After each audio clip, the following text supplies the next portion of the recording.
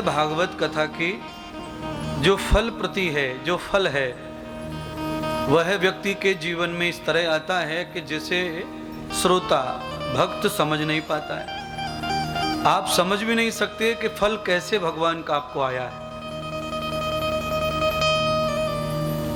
कहो तो आपके बच्चों को ये फल मिल जाए, कहो तो नाती पोते को मिल जाए, कहो परीक्षा में बच्चे बैठ रहे हैं सालों से, सफलता नहीं मिल रही है। आप अपनी बच्चियों के बच्चों के विवाह के लिए परेशान हैं, सफलता नहीं मिल रही है। बहुत दिन से घर बनाना चाहते हैं, घर नहीं बन पा रहा है, पैसा है। उद्योग व्यापार में मेहनत करते हैं पर बहुत मन जैसा व्यापार नहीं है।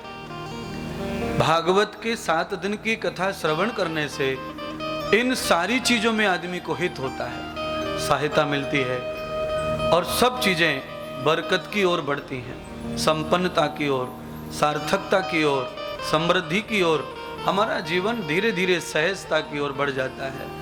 और देखिए, आदमी का जब व्यापार बढ़ता है तो काम तो बढ़ता है, पर उसे बौद्धिक और मानसिक शांति मिलती है, अंदर से खुशी होती है।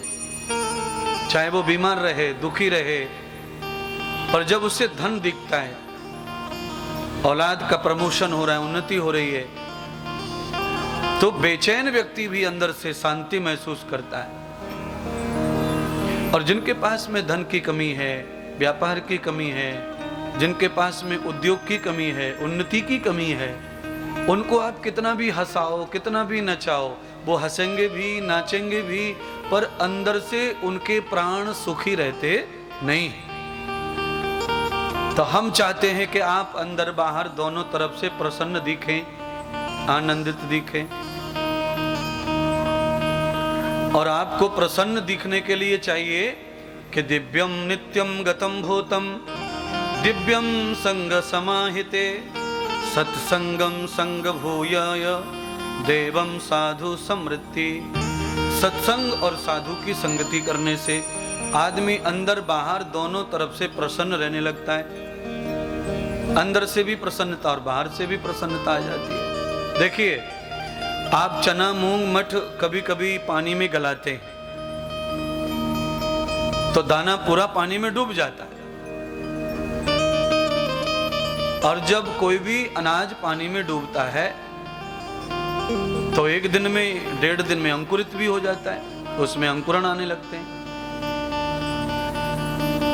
और जब वो अंकुरित होता है तो इसका मतलब यह है कि अगर वो बाहर से गीला दिख रहा है तो अंदर से भी ज्यादा गीला हो गया है, तब ही अंकुरित हुआ है, क्योंकि अंदर से फूटता है अन्न,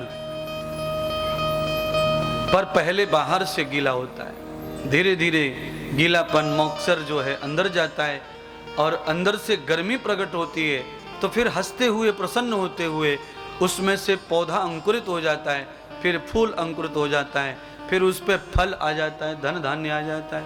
ऐसे ही हमारे जीवन का है, हमारे शरीर का है। ये पहले बाहर से प्रसन्न होता है, और जब बाहर निरंतर प्रसन्नता जब शरीर को, बुद्धि को, मन को मिलती है, तो फिर धीरे धीरे अंदर से प्रसन्न होता है। और अंदर जब प्रसन्न होने लगता है तो वो प्रसन्नता अंकुरित हो जाती है, और वो फिर पौधा बन जाती है, पेड़ बन जाती है, फूल और फल बन जाती है, बड़ी बड़ी शाखाएं बन जाती हैं।